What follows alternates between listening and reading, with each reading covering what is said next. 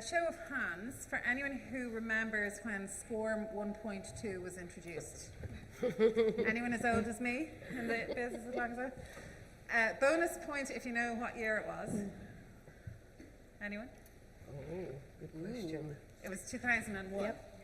And I had recently begun my career as an instructional designer creating e-learning content. And this was really groundbreaking because it meant it decoupled learning platforms from learning content. So employers could have one destination platform and content could be put on it from many different providers. Prior to that, the content came bundled with a platform.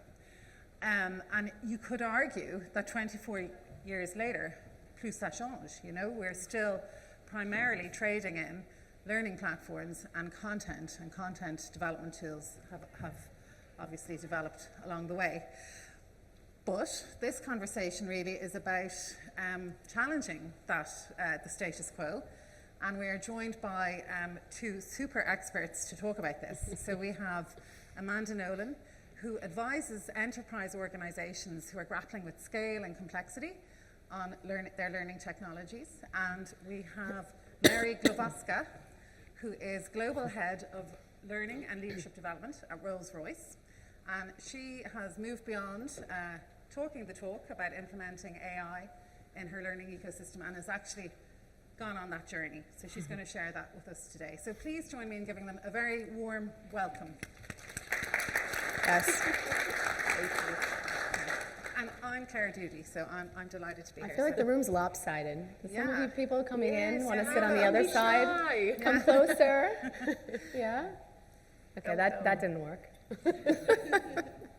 So I will ask you each if you want to introduce yourself more fully to go right ahead and do that.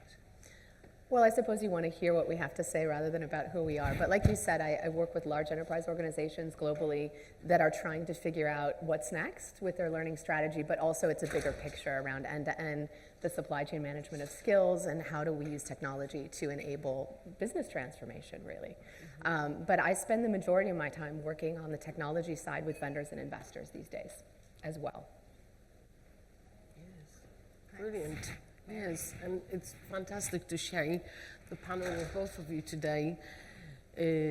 I spent about 15 years of my career predominantly in the corporate world, but also in the startup world.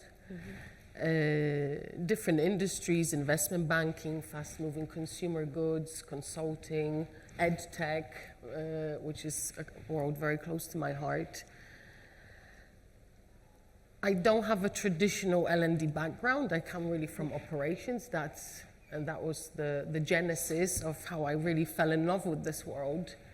And I'm constantly looking at ways in these organizations to help them, to Amanda's point, transform what it really means to enable people in our organizations, and learning being a component of that. I forgot you also spent time on vendor side, so we have that in common. We've both been on both sides of the fence, and I think that's going to form part of the conversation. Yes. Yeah. Yeah, great. Great. So let's kick off, and maybe Amanda, we can direct this question to you. So as you're seeing trends in the marketplace, how would you think about that when you look at learning ecosystems? What trends are you seeing? So there's a lot of change happening, hands down, I think the one thing that every single organization I talk to is either thinking about, starting to think about, or in some cases actually doing, is moving away from the destination platform, LMS, even LXP situation, and thinking about embracing Copilot or whatever LLM you might be using as the entry point, right, for the learner experience, and then having all of that tracking and compliance move into the background. So some people refer to it as the headless LMS, right, or the invisible LMS. It's still there, but the experience is much different. So we're going to talk a bit about what that looks like. And all of the, I would say as well, opportunities that brings in terms of knowledge management and the intersection between that and learning, as well as hyper-personalization, as Danny Johnson was talking about this morning. So really exciting times. Another key thing I'll just highlight, and I could probably spend this whole session just talking about the trends I'm seeing, but the other key thing has to do with skills, which everybody's still talking about skills, but from an ecosystem perspective, how do we get the skills vision to actually come alive in a meaningful way for individuals and organizations? So there's lots of exciting new technology emerging in that space, as connective tissue, skills inference, for example, as well as, and this is kind of, I would say, a work in progress, but skills validation and assessment. Everybody wants to figure out how we can actually measure the skills and proficiency levels that people have. And there's more, but I'll just leave it there. I'm sure more will surface as the conversation unfolds. Mary, would you tell us about your journey at Rolls-Royce? Because I think that will really land what we're talking about, and then we can take the conversation further. But maybe if you could just set out what you've been doing, why you've done it, and tell us all about it. Yeah, still doing it. And still doing it. Yeah. It's never ending. It's a journey, absolutely. Come here, don't be shy. I feel like otherwise we need to be facing this way. No? We don't bite, we promise. So let me contextualize the story a little bit, because I've been coming to Learning Tech for 15 years now. I feel like I've grown up with the community, people like Amanda, for example, as well. And I've developed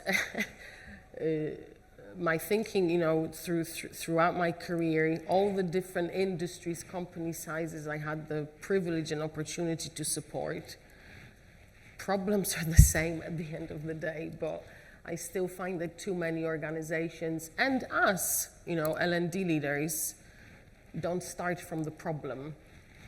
But it's something that we'll talk about a little bit later on. So a little bit of the story, because also since I joined Rolls-Royce a couple of years ago, one of the trending things that I hear is a big, old organization cannot possibly transform.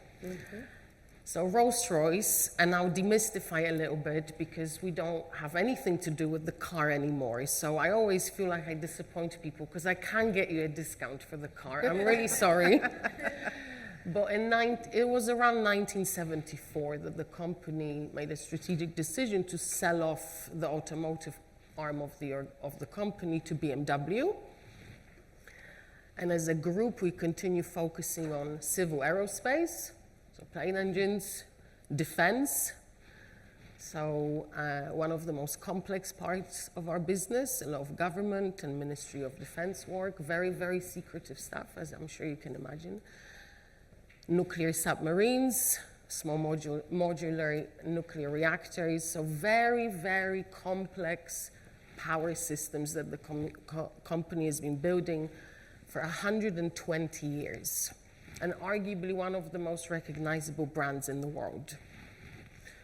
But around 2020, the company nearly went bust, and not because of the pandemic. Yes, it had a bearing on the company. That's because the company was not resilient enough to potentially withstand what the pandemic brought about outside of our control. So accelerate to January 2023, the board announced a new CEO who came over from BP, a very commercially focused CEO, with a mandate to start a multi-year global transformation program and really set up the company for hopefully another 120 or even more years to become competitive, resilient, growing and high-performing as an organization. And I subsequently joined about 6 months later into the strategic transformation team with a mandate to take a hard look at how we enable our people and effectively build the right capability for the organization. And I've never before worked in an organization that really has to think 40, 50 years ahead. Just in civil aerospace, we have to contractually be able to maintain plane engines that we sell for a minimum of 40 years. So that's how far we have to think about talent, skills, capability, and people enablement effectively. One of the early conversations that I'll never forget, and that really set me on a journey, was some of our engineers came to me and told me their story, how they feel the pain every single day of not being able to find information that they need to do their jobs effectively in a really easy way. And it sounds mind-boggling, but we did some digging, and this has been, I learned this has been a problem that the company has been trying to solve for 15 to 20 years, to Amanda's earlier point around knowledge management. So I'll ask a question. Amanda knows the question that's coming, but I want you to engage and give me your best shot. Think about yourself as an engineer. You work on plane engines, and you need to have knowledge and capability to service that engine for many, many years to come. How long do you think it would take an engineer in our company to just digest all the documentation where the knowledge about how to service one engine family, how long that would take for one person? Give me your best guess. Are we talking hours, weeks? Have a shot. A year. I've got a year. 12 years. 20 years. You're getting closer. Oh my God. Well, we've analyzed this with our engineers, and it turns out it will be about 500 years. Oh, wow. And then we started digging a little bit deeper, and we've learned that every single year, just that problem costs the company about 190 million pounds a year, and we lose about 25% of productivity every year, simply because our engineers can't find what they need to find to do their jobs. And I promise I'm finishing the point so we can engage a little bit more. But the point is, sometimes I believe, no matter how senior and strategic your role is in the company, you have to go to the proverbial gutter, as I call it, to really learn what the problem is. Forget about the technology to be your starting point of the conversation. Dig and dig and dig. Or learning. Or learning, yes. But keep digging, and I promise you'll find the actual problem, and that's your burning platform almost to start the relevant conversations across your organization. So that's a bit of the story, and that's really how it all started. Which I love, because it's such a good soundbite. You've got to love the problem. And if you don't love the problem, you're going to have a hard time getting product market fit. What you're selling probably isn't going to land with your customers, your employees. Or if you don't have a problem, you know, there might not be a problem, which happens all the time in L&D. Yeah. We build stuff. If you build it, they will come. That's a very American metaphor. I'm sorry. Expecting that it's going to be a hit, and actually, there was no problem, or at least not a problem learning could ever solve. So surprise, surprise, it's not, it's not getting the engagement that we expected. Yeah. Yeah. Sorry, broke your flow. No, but that's those contributions are really needed, because it's simple stuff, right? But the business problem needs to be the starting point. I think sometimes our blind spot is that we love so much what we do, and we forget sometimes that that's okay, but that is not necessarily what will make a change and make an impact and really solve the problem that our people have in the organization. So I do get this question a lot. Why are you looking, you're head of learning and leadership development, why are you looking at knowledge management?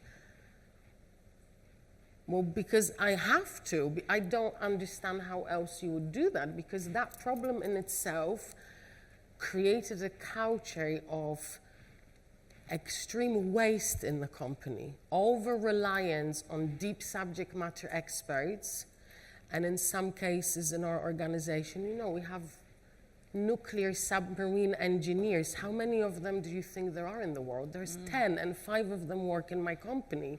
So you can't, half of the organization cannot constantly rely on 5 people and their knowledge and their expertise to be locked in their heads. So by unlocking, by really tapping into the knowledge management challenge, we are potentially unlocking so much more potential in the organization and releasing our overwhelmed people to do brilliant things the best way that they can do them, rather than sit in systems that, I'm sorry, are stuck in dark ages, and by the time you find something, you need a holiday because you're so exhausted. And I've seen some of those systems, and it's just atrocious. Yeah. You don't really want to look at it, but if you really want to solve a problem, I think you have to go that deep sometimes. Our CEO talks about it beautifully, Tufan. It's a lot of what we're talking about today is actually in public domain, if you want to take a look at it in your own time. But he talks a lot about how important it is for any strategy to become that granular, because because our problems are so complex, it cannot possibly be a very exclusive, narrow group of people sitting somewhere in the ivory tower, so to speak, and think that they can have all the answers to these problems. Go deep to the organization and ask, and people will tell you what the problem is. And how did you, having uncovered this problem, which is a huge problem, how did you bring it back up through the organization then to your, well, I suppose your implementation plan? So last year was all about framing it as experimentation. Experimentation is one of our key enabling components for our multi-year transformation program. So I framed it under the experimentation guise. We went out and found people in the business who just really wanted to try something new and different. And you don't need an army of people. We found 30 of them. Some engineers, some from comms teams, some from mergers and acquisitions, some from legal, some from and learning teams as well. And we've put together a small group of 30 people who just really wanted to try something new and different. We started that proof of concept. I have always believed in grassroots. Enable the people when they'll tell you if it's working or if it's not. I've brought in to partner up on this journey a wonderful team from Sana, who are here this year. And we had some very candid conversations early on that we are a very, very old and very complex organization, and it won't be easy, but they were absolutely up for that challenge, which was amazing. And Accelerate to now, we know that it works. At the beginning of the year, we appointed our new CDIO, Chief Data and Information Officer.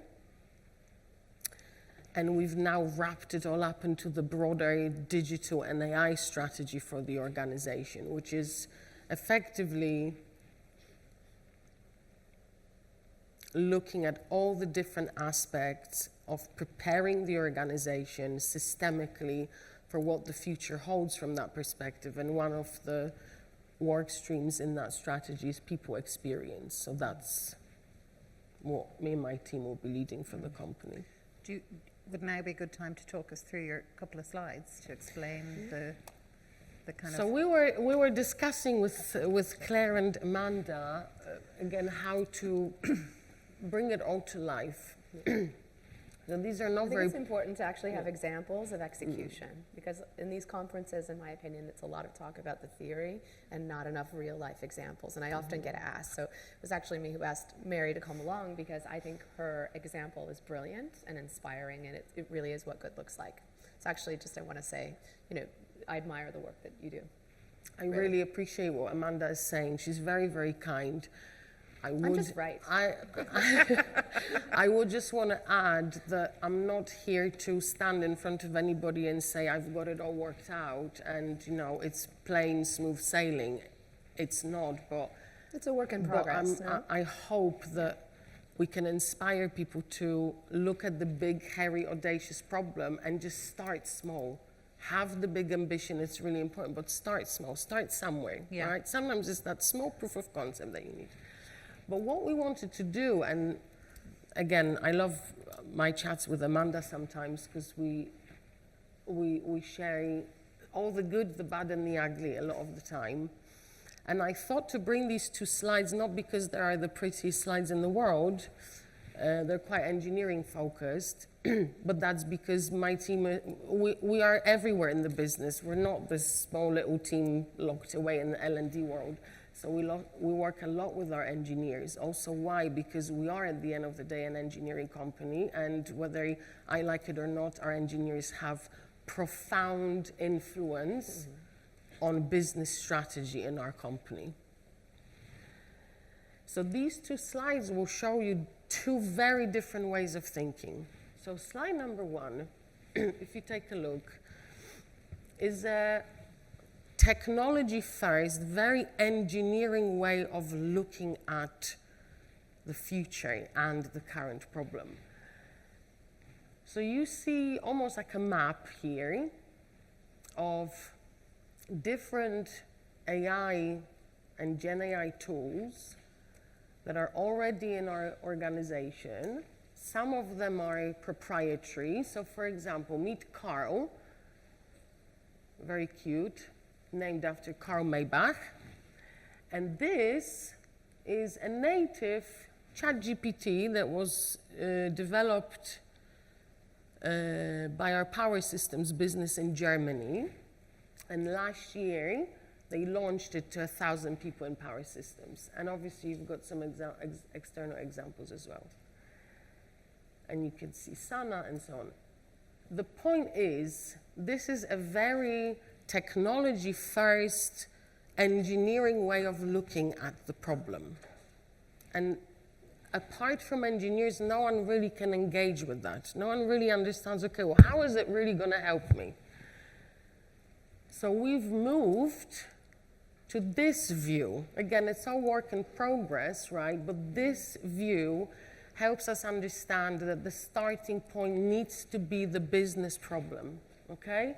So here are some examples of the different teams that have been part of these experiments since last year.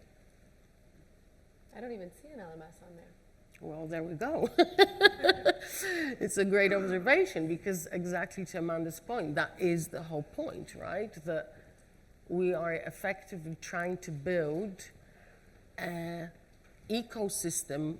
We're not even adding the word learning to it. In fact, I very, very rarely talk about learning in my organization because learning for me is just a means of solving a problem. That problem is either tactical, I don't know how to do a pivot table, okay, I'll go and Google it, or a strategic problem. How do I attract and develop the right talent in an organization like Rolls-Royce?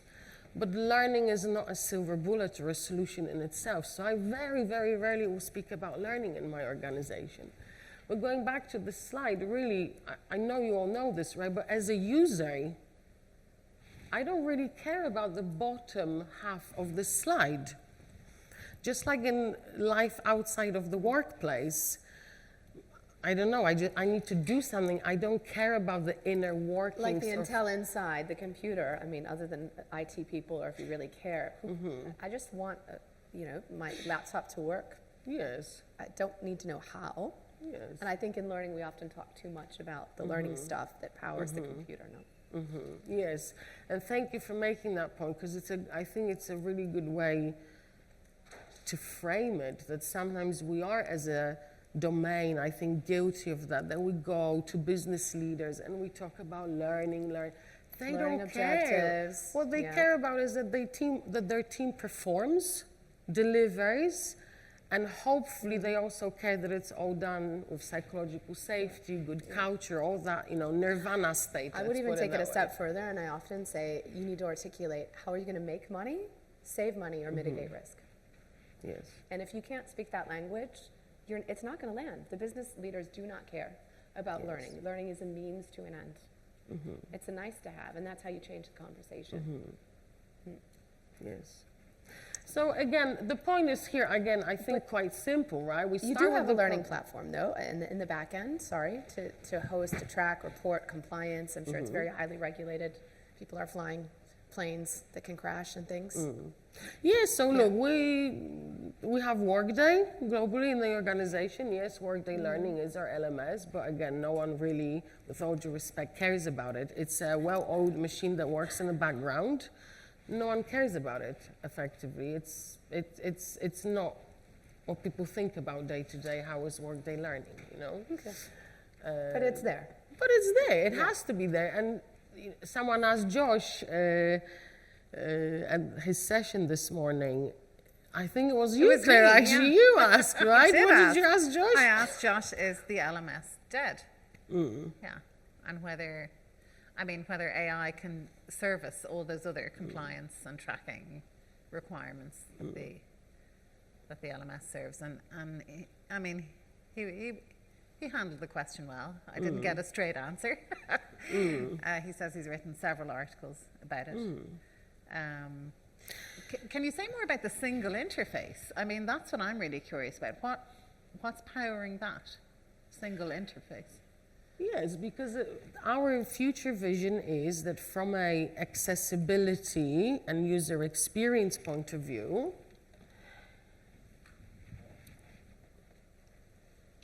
in our organization, it will not be possible to have one agent that rules them all. It won't be possible because of the nature of our business. That, for example, if you go to the defense part of the business, there are different servers there. You've got additional red tape, how information can be shared, how information is expert controlled. Fun fact, again, to illustrate how complex of an organization we are, to drive the point of, if we can do it, anyone can do it, to be honest. But our very own CEO cannot be given access to certain documentation about our company because he's a dual citizen, British and Turkish. And just for that reason, because he holds a Turkish passport, we cannot give him access to certain systems or documentation, say in nuclear, right? But what we are talking about here is a future where, that agentic future, right? A big component of many jobs in the future, I believe, and not only me, a lot of people who are here at the conference this week think that as well. We will be managing teams of people, or leading teams of people, and we'll be also managing AI agents. Yeah. And where this all is actually taking me is linking back to some of the things that Josh shared earlier today. I am now looking at how my own role and my team's role is going to evolve. And actually my role will evolve into work transformation and work enablement. So this has all taken me to the point of, well, we really need to understand how we need to re-engineer jobs, not just engineering jobs, my job, your job, comms, whatever, re-engineer jobs to understand, well, this will be the human role in that, and the rest will leave to different types of technologies. And in that human and artificial intelligence augmented reality, how do we enable people to be the best that they can be? It also makes knowledge management all the more important, I would say, because those agents need to get their knowledge from somewhere, and we want to make sure that that's reliable and trustworthy. Yes, you're and true. absolutely right. No. Are you hearing some of this from your network, Amanda, as well, the companies you engage with? Honestly, honestly, most learning leaders I talk to are really far from this reality. I think this is aspirational for most people. That's really the truth. They're maybe starting to think, do I need an LXP anymore? But, you know, this morning, Danny Johnson from Red Thread Research, who I also, you know, respect a lot of the work they do very much, especially because it's backed by actual research and data, so it's not just an opinion. You know, she shared that in 2022, it was just over half of learning leaders said they were being included in strategic conversations with the business about workforce planning and business strategy, et cetera. And in just 2 years' time, so 2024 was when they did the survey again, that percentage had decreased by half. So right now, we're in a moment in time that I think is, you know, in history, really, where probably the need for learning, the need for upskilling, reskilling, you know, all of this is greater than certainly we've ever seen before, right? Yes. However, ironically, L&D, that should be leading the change, and I hope you all are, is kind of losing that opportunity because they're not loving the problem. They're not really thinking about the experience of those employees. What is the business value on the one hand, and what is the employee value? How can we align the two and make the, you know, the plane fly? That's not, so I think the truth is we're not there yet as an industry. I get a little frustrated, and I don't mean to sound preachy or negative, but I've been coming to this conference for so many years, I've lost count, just like you, and my patience is wearing thin. It really is, because it feels like we need to be braver and make the change. I hope that the disruption that is happening right now is going to make that change now imperative. Because the truth is, you know, L&D as a function might disappear if we don't broaden our horizons and think about it in a different way, right? Why not tackle knowledge management? Why not think about these other things? You know, why are we so intent on swimming in our lane, and why is L&D, why is L&D so obsessed with designing, developing, and delivering content, faster, slicker, better, cheaper? It's just content. That's not the, so that's my sermon. Yes, but I want to back up what Amanda is saying, because I think what CEOs at the end of the day care about when they look at people like us is, how are you helping me solve my problem, which is usually performance. Yeah. And I think our industry, and I'm one of those people, so I'll put my hand up, attracts people pleasers. Yeah. So trust me, that I don't feel comfortable most days in the conversations that I'm having. I don't. But the point about being brave is, if you really love what you do from a perspective of, I want to help my company solve the problems that they have, then that's your Northern Star, and that becomes something that helps you digest some of those really often tough, I think, conversations. And I, for example, when I first joined Rolls-Royce, one of the first things I did, and I was nearly burnt like a witch, I said, we're not doing a learning week ever again. If you want to do it, Mr. Business Leader somewhere there, I will support you morally. Go do it. If you have the time, Ban the learning week. ban, you know, all of this, just go and do it. But I'm not going to be enabling that on a global level, that every year we have a learning week, because we all know, it takes 8 to 10 months to prepare. For a week off, everyone's gonna have a little bit of a jolly, and next day no one remembers about it. And maybe some cookies. Maybe some cookies, It's yes. also to start with the problem thing. It's funny because I hear a lot from learning and development leaders around, how do we get engagement from leadership? How do we get buy-in? And I suppose if you're trying to convince or sell, then you're not solving a problem. You haven't found a problem to fall in love with. Yeah. May I suggest we take a couple of minutes and let people talk to each other about what is the problem? So I don't know that if this is need what to you came solve? for. Yeah, We've yeah, kind of yeah. gone in a different direction than just pure learning ecosystem. So Yeah. happy to answer specific questions if you Yeah. came that you want answers to. Yeah. Yeah. But maybe if you want to talk to the person beside you or behind you about what is the problem that you're needing to solve in your organizations. Are you solving the problem? Do you want to do that? Yeah. Yeah. Let's be brave. Yeah. We have lots Say of hello problems. to your neighbour. Yeah. What problems are you solving?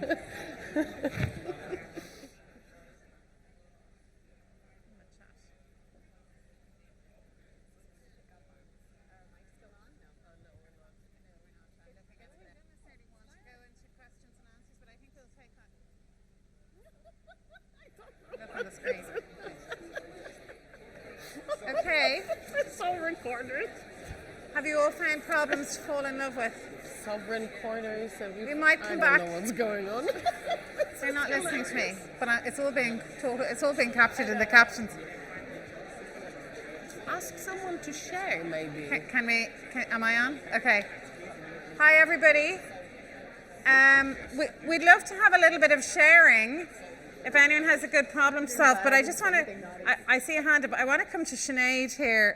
I'll go down to you, who has a really good question. So let's hear from you. Thanks, Claire. Sinead here from MasterCard. And I mentioned to you, I actually manage a customer platform as opposed to an internal one. Mm-hmm. And my question is that as L&D teams, maybe forge ahead with this type of vision, where does that leave external learning platforms? Because quite a lot of them, they integrate into L&D platforms, but also they provide content. And where does that kind of leave that model? It's a really great question. We can take this one in a few directions, probably. But give the real example. I think that's more useful than me saying generally.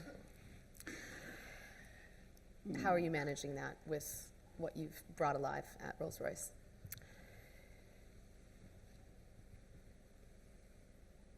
So from a content library, we have LinkedIn Learning. That's legacy. That's been in the company for a number of years. Serves its purpose. But I don't need anything more than that from a off-the-shelf content point of view. So that's one thing I would say. Is that a separate, you have to log in separately, or if you integrated that into? It's integrated. So the bot will surface you a course based from LinkedIn Learning based on what you, an asset or a whole course, or like does it chop it up for you? As a course. Yeah. But again, that's legacy, and my point is not such that content doesn't have a role anymore. It does. That's where some of the information is locked, right? And I need some information sometimes. So content absolutely still plays a role. But I think the point we're trying to make here is we have to absolutely rebalance how much weight we put on content and pushing that to people versus how capability is actually built. I love simple analogies. So let's think about driving a car. Can you go to a library, sit there for 2 weeks and read how to drive a car? Yes, you can. But the next day you decide to get on the road, I'm definitely staying home. I'm not going out. That's not how you build capability. Capability is doing it, having the opportunity to build that experience. And Sandra, that was your question earlier to Josh, right? And Sandra from EPAM, a great trailblazer in the industry as well, so I wanted to call you out. She's on next with me in the session after the Exactly, break. so please go. Shameless plug. Because Sandra is doing some incredible stuff, really, very, very future focused. Going back to the point, talking about the ecosystem. Content, yes, but a small component. What about experience, mentoring, gigs, stretch opportunities? Give people a chance. If you're never going to give people a chance to do something that they've not done before, how are they going to learn it? How are they going to build that capability? It's simply not possible. And that's where the technology is becoming really exciting, by the way. So opportunities for really rich, robust, fulsome learning experiences with opportunities for practice, application, mentoring, coaching. Delivering that at scale and pace used to be a pipe dream. It was impossible, right? And it's not just about, for example, with coaching, it's not just about giving access to cheaper coaching to more people, but building the skills of coaching that roll up into coaching, like active listening or giving feedback that works, right? Yeah. But doing these things, learning is not just about consuming content. You think of a brain surgeon, right? And you had to, unfortunately, have brain surgery, or someone you love. What would you prefer? Someone who'd watched a bunch of videos on LinkedIn, and I have a course for my sins on LinkedIn Learning, right? So it's not all bad. There's good material on there. But what would you prefer? Someone who just watched videos and read some books, or someone who had been in the operating theater with a real experienced surgeon, had observed them in action, and actually practiced and applied without ever watching a video? For me, there's no contest. I mean, clearly, I would rather go with the person who had the practice and application, because that is how we learn. Yeah. It is a combination of both, but I'm just exaggerating to make my point. So we've kind of taken your question and hijacked it, but it's valid, I think, to really go beyond content, L&D. Yes. Please think about how people learn. How do we build capability at scale? Sometimes it is not learning, it's knowledge management, or it's something else. Yeah. So that's I think we're at a something to think point, I just wanted to conclude maybe, because it's such an important question. We're here today and tomorrow and talking about ecosystems. The ecosystem is not just your internal ecosystem. we were talking It's about your this. Yeah. external ecosystem as well. So I think we're at a very pivotal moment as an industry as well, and we've got to search our soul really deeply whether we want to shape that future together, because if you ask any futurist, there's no way to predict the future. But the only way that you can have a say in what that future looks like is if you're part of shaping that future. Otherwise, it's just going to be done to you. But it's not you alone. It's not you alone, but I think that moment is now for the industry to think long and hard, because I love the industry. As I said, I've grown up in the industry, but I can't buy another content library. And I won't do that, because I will not go to anybody in good conscience and try to sell it internally, because that's what I have to do. I have to sell everything internally. We have a question about vendors that I want to ask in a minute, but I'm going to come to this lady here first. You have her hand up. Yeah. Hi. Hi. I have two questions. Can I sneak two in? Is that all right? The first question was about something you said earlier about unlocking the knowledge in people's heads and all that, leveraging that experience that they have. I'd be interested to understand how you achieved that, how you unlocked it, and how you then transmitted that across the organization. That's the first one. And the second one is, I think it's a really interesting discussion about the evolution of the function, the learning function. And I see...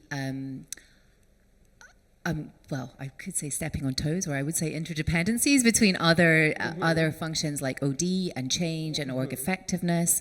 And for me, it feels like there needs to be a ripping up the playbook and realigning the function entirely, because suddenly I'm hearing a lot of talk and I'm thinking, well, if colleagues were here from different departments, they'd be going, well, that's my job. Why are you doing that? So what do you think the broader impact will be of all this activity on people and culture, or learning functions, or organizational structure generally? Thank you. Two big questions. Those are two big questions. Maybe the first one is more for you in concrete. You want to do that first? Yeah. So I want to be really clear. We've not finished the journey. Whilst AI is nothing new in our organization when it comes to manufacturing engineering, for example, AI has been augmenting human work in manufacturing engineering in Rolls-Royce for about 50 years now. For example, in spotting defects for plane components, but the chief engineer will make the decision at the end of the day whether it's yay or nay. So the accountability and the decision making lies in the hands of the human at the end of the day. So the journey is not finished, but we are able to already, right? We're already able to resurface knowledge in much faster and quicker ways. We're also starting to experiment with digital twins, right? So record what an engineer would do, for example, let's say a digital engineer, a digital design engineer. We can record what they do and repurpose that, for example, for onboarding new team members, right? So he or she don't need to now spend 2 or 3 months of their time onboarding a new starter. That new starter can be a lot more autonomous, and more time is therefore released to spend on coaching and mentoring that new team member. The really value add stuff, not sitting for half an hour trying to look for what you need in the first place. Does that answer your question? Kind of. Maybe. Okay. I also think there's a lot more written down. This is a that very people, if they can't broad find it, you know, sometimes it's just surfacing what's already there. That Yes. people just go to the expert because it's quicker than looking, you know. Yes. So part 2. And the part 2 is politics and silos. That's a hard one. That's a hard one. And most organizations right now, HR is extremely siloed, right? And when you start swimming outside of your lane, you know, that's the danger zone. This is the reality. I think that's where you have to be very strategic about the internal sale of getting your colleagues, you know, your leadership on board with a more joined up approach. I don't think we can afford to be siloed anymore. I think the lines between all of these things are blurring so much that it makes absolutely no sense. And so, again, I would encourage you to be brave. Start having conversations. A good place to start, I always recommend with learning and development, is make friends with talent acquisition. They have quite a bit of power. And start having conversations, for example, around, okay, what are the jobs that you're struggling to fill, right? And if you're struggling to fill them, then maybe we need to think about building capability within the organization, upskilling, reskilling our existing employees to get them into those new roles. That's one example, right?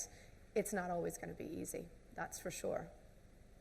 But do we have a choice? I don't think so. I really don't think L&D has a choice anymore.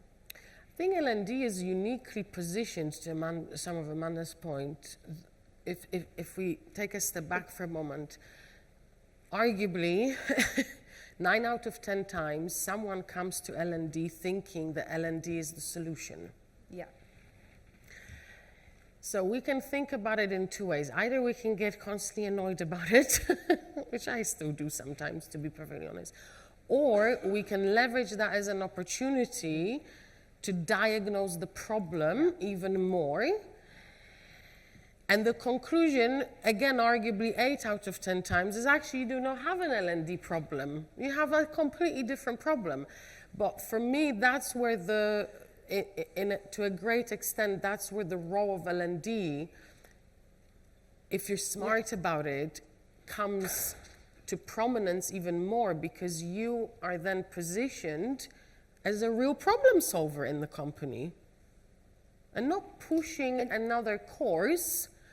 Like even Josh was talking about it this morning, right? How he made some mistakes because people come to him, build me a course, and he'll just build courses, and then 12 months later it would turn out it wasn't the problem. No? It's not popular. I've made some really, really great friends, particularly in IT and cybersecurity, because these were the first people I went to 18 months ago to talk about all of this stuff. And I got an attitude initially. Okay, when are you? I was telling Sandra earlier, I got this body language after my 5-minute spiel. Okay, when are you implementing? I'm like, whoa, you are the first people I'm talking to. I can't do it without you. And just the body language immediately changed, because often, sorry, not sorry, we're obsessed with implementing technologies, and then we think we'll go to IT and just say, hey, so guys and girls, just can you press a magic button and just make it happen? I think in most organizations, right, what people are used to is L&D either does one of 2 things. It fills our orders. I asked for the strawberry ice cream. Okay, do you want it in, here's your strawberry ice cream, even though you have diabetes and you shouldn't be eating ice cream, You're still going to get your ice cream, right?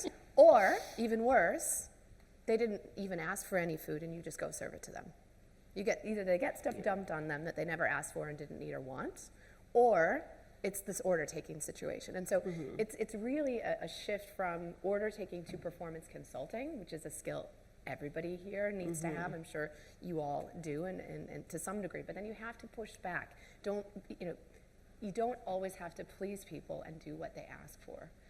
At first, you're going to get, you're not going to be popular. But then, if they do understand that you are a strategic partner that cares about the problem, and you are the expert, truly, of helping them solve it if it's a learning problem.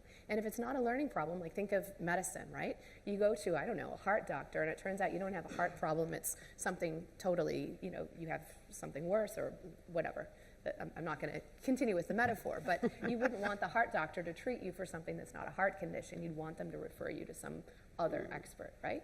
So it's kind of, I think that's what you're getting at. It's not always a learning problem. So that's one way to start breaking down those silos. Yeah. Are there any more? Let's take some more questions from the floor. Yes, this gentleman here. Yeah. Is there somebody over here? Thank you. Good afternoon. My name is Vinny. I think just wanted to start by saying I really love the talk. You made the morning's keynote and the future of L&D sessions feel more tangible with this discussion right now. So thank you for that. The question I had, I just kind of wrote it down. So it's kind of broken into two parts. More interested in the operational side of the way you've built this for Rolls-Royce. Essentially being, you showed us a single interface and these different pillars like the search, the co-pilot, that tends to different problems that you've identified, right? How is it that, does that single layer identify the task and then reroute to these different pillars? And in terms of building this, who takes charge? Is it someone from within, like the team or the IT side, who takes charge of building this framework? Is it someone from Sana or the third-party vendors that you work with? How does that entire conversation and the leadership come from for that? Thank you. Great question. I appreciate it. So let me be very clear. This is not just my work. This is collaborative work. And this is an operating word, collaboration. So going back to the slide, this slide is built, yes, by senior people, but they're engineers at the end of the day. That's how they view the world, and that's okay. It's for certain strategic conversations, we need to talk from this framing point of view, because that's how I am then able to influence our CDIO, for example, to make decisions that are outside of my control. I'm not the CDIO for Rolls-Royce.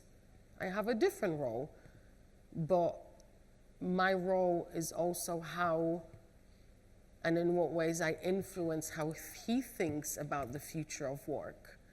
And that collaborative mindset is extremely important, because engineers don't think about user experience. Engineers think, when I speak to them, that this is the whole view of the world here. Even Sana wasn't even on those slides in first iterations. Okay, but there's 14,000 of them in our company, but we are a company of 50,000 people, right? So that's where you start having the next level of that conversation. Okay, that's great, that's your view of the world. Let's build on it, because we have lots and lots of different use cases and problems in the organization, not just engineering problems. It's hard bloody work, I tell you, right? Because someone who I work with internally very closely described it beautifully end of last year when we were summarizing the year, thinking about our strategy for 2025. She said to me, yeah, this year, as in 2024, was all about infiltrating, wasn't it? I said, yes, spot on. Like New sometimes skill I for literally L&D, had to force infiltration. myself into certain conversations, but I think if your starting point is value, an impact, that kind of shifts the paradigm of the conversation. Does that answer your question? It does, because I was thinking of infiltration being the possible direction of being able to create this collaboration. So thank you, that kind of answered it. Yeah. Thank you for your question. Thank you. Just follow on from that, we do have a question here behind me, but a follow on from that. So how, when you went 18 months ago to your IT team and they were, how have you partnered with them? You talked about collaboration. Obviously they're doing a lot of the implementation work on this and you're holding sort of the vision and the use cases. So how, like, what does that look like practically? Is there a project team? Are there many resources on it? Not many, because I think it also has to be said that we're doing all of this in the context of very deep and broad business transformation. I'm not going to labor the point about it. You can read up on it. It's all online. Yeah. But we're seeing great impacts. I mean, just in the last 18 months, we went as an organization from FTSE 50 to FTSE 8. Our share price in 18 months went from 50 pence to £8. Right. But so what? We've got to keep going. We can't be complacent. And would you say that's accelerated, like that there's this business transformation and you can grab onto it, you know? So, yeah, maybe others don't. And does your leadership Yeah. see the connection between the changes in people strategy and that business performance? I think so, but again, it's a very mixed bag because at executive levels, we do a lot of leadership development, for example, with London Business School. And we got our leaders to the point when they will openly say now, are we ambitious enough as an organization in this space? Because again, I think framing is so important. Let me share with you again very candidly. When I joined the company and started early conversations about all of this, apart from the IT attitude I got, I also got, okay, so Mary, AI means we're just going to be reducing headcount. And I was like, okay, I see what I'm dealing with now. Also, we're a heavy unionized company. These are all the complexities. I can't just ignore them. These are very strong signals. I can't ignore them. So I really, really searched my soul really hard, right? How do I frame this in a company that in manufacturing engineering is fine. Beyond that, we don't really want this because you're going to reduce headcount. So I've developed a way of framing it in the context of the whole global economy. Because if you look at any data from, say, for example, World Economic Forum, the annual jobs report is one of my go-tos every single year. The number one global problem for the global economy is labor shortage. There aren't enough people. There aren't enough people. And people are also making different choices about what work is and how much do they want to grind, right? Gen Z doesn't want to grind like we grind because they look at us and see, 60-hour week, no thank you. And they also have other opportunities to make a living, right? So how does my 120-year-old manufacturing engineering company attract young talent? So going back to the framing point, so it cannot be that AI equals headcount reduction, that black and white correlation, because I still need people. Where am I going to find these people? There aren't enough people to do the stuff. But then the story evolved into, we're going to try our people work smarter, not harder, because I challenge anybody to give me one example of last time anyone from your team came to you and said, do you know what, I have a bit too much time today. Can you give me something more to do? No one's ever said that. And that's the whole point. I also believe in just in simplification. In simplification. Just talk in simple terms with people. We don't always need to be, the expert that sits on the stage and uses big words. But that's, I think, where people leaders today, we have a big responsibility to push back. Because if you were a people pleaser and you said, okay, yes, I'll take that order and do that thing, what about those humans that are out of a job? And instead, you're building a high-performing company, and you've changed the conversation. So, The really conversation literally became about people, not about AI. We'll take another question Oh, over thank here. you. Thank you. I don't know if this is on. It's on there. Yeah. Cool. Thank you. Yeah, really interesting talk and series of talks today so far. I'm just going to bring up the elephant in the room, HR, because I'm hearing a lot about reframing L&D, particularly from Josh's talk, more into, I'm thinking of, organizational health and diagnostics, getting to the root of the problem. And what I've seen in my experience is a lot of HR folk want to be in that place. They want, and often they're in front of the business a lot quicker and faster and more regularly than L&D is. How has HR supported you in this transition? That you're, because you're asking the tough questions, which is raising everyone's game.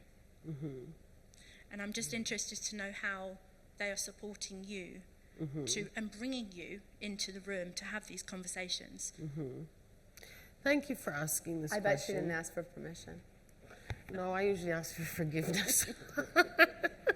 I don't always get it.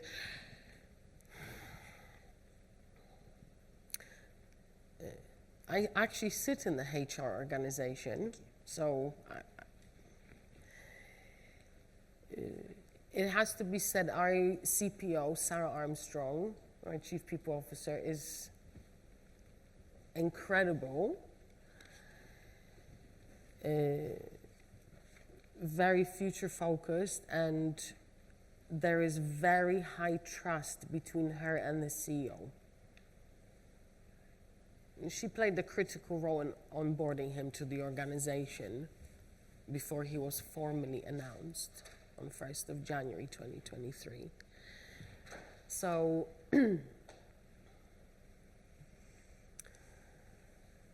mean, it's a brilliant question. There is no easy answer to it, because I am, like every one of us, a person in a system. Yeah. And that system either works for me and with me or against me every day. And I get a lot of challenges day to day, but I know at the end of the day that my mandate is to take a hard look at the future of the company and how we build capabilities for the organization and propose what it should look like. So, yeah. It sounds a little like the question we had earlier from here around role clarity, and if L&D is reinventing itself, what's the repercussions? Will you be stepping on Next other door, toes? No? right and left, Yeah. and up and down. How does that impact them? And I think that is something, to Amanda's point earlier, that needs to be worked through and figured out. It's not. We are all in a system. So a change here in L&D is going to mean a change in everyone around us. I am very conscious of that. But I think, again, if I may be candid, your reputation is important. Not at conferences, as in also, right, but internally. What I mean by that is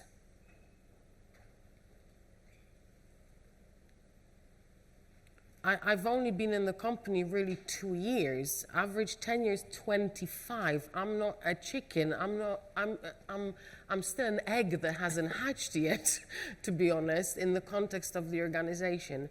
And I was coming in very conscious of all the labels that I was coming with. Yeah, HR, transformation, big change, who is she? So I made very conscious choices strategically at the very beginning that people get to know me. Yeah, my professional hat, But me, I don't have a life mission to get rid of people from companies.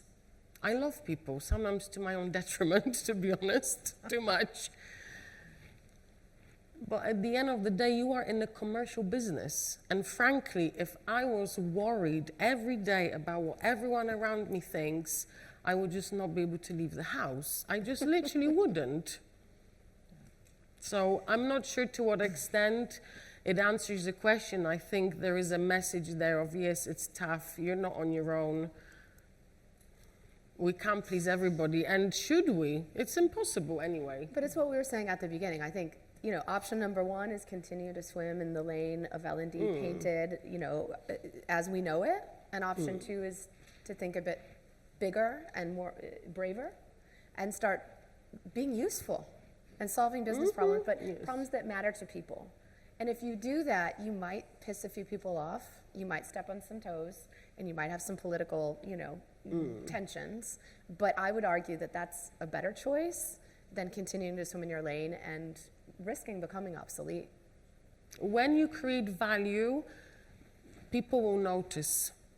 And at the end of the day, I'm a little bit philosophical here. My philosophy, though, is that it's not your accountability or your personal responsibility for how other people around you choose to operate day to day in their organizations.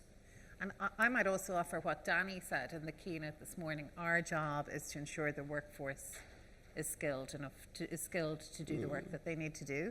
So that is an L&D mandate very clearly, but it's just how we manifest that. It doesn't have to be, here's some learning. It can be, we need to make content, or we need to make knowledge flow around this organization, or we need to help people, we need to solve their performance problems. So maybe it's just a reconciliation. You kind of said this implicitly, but I'm going to say it explicitly.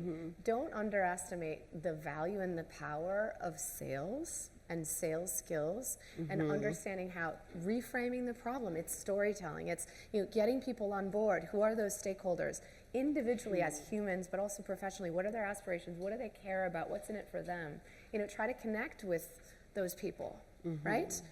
Because you have your agenda, which at the end of the day, our responsibility is to keep as many people as we can relevant and to help our businesses perform. Full stop, I think. That's how I see it. What do we have to do to make that happen? One thing is getting people on board. So there's a huge change management piece, which requires a lot of sales skills, I believe. Yes. Also, I'm just going to make this point because we haven't talked about it. We were kind of chatting about it before we got on stage. You're not in this alone. It's going to take a village, right? And I'm a big believer in the power of the network. Together we are more. It's exponential. So, rely on your colleagues, here in the conference, to learn from them, from their mistakes, just as much as from the things that, the best practices, right? But also, it's not just within your company. The vendors can really be an augmentation of your ecosystem and of your team, really. Yes. If you pick the right ones that really are true partners, they can help you. They're often the ones that are innovating, right? And I know, especially at conferences like this, people are scared to even walk in the exhibition area with their badge for fear of getting hounded by the salespeople. I know that's a reality, but if you choose wisely who those partners are, it really can take a weight off. Yes. So you have the power to change things, but you have to be brave. You have to make sure that you are supported with the right allies and the right partners as well. Unbelievably, we are, I don't know this, unbelievably we are at time. And I feel like we could have kept going for quite a bit more. But think about what is the business problem? Yeah, no, I was going to just right? say Two closing things. words. Yeah. One, what is one business problem that you are solving? Think about it. If you don't know, figure it out when you go back to the office. And number two, make one friend who can help you here. Okay? There's a lot of talent, a lot of collective knowledge and experience here. So that's what we're here for, is to connect with others and learn and be better. Hear, hear. Thank you very much to both of you.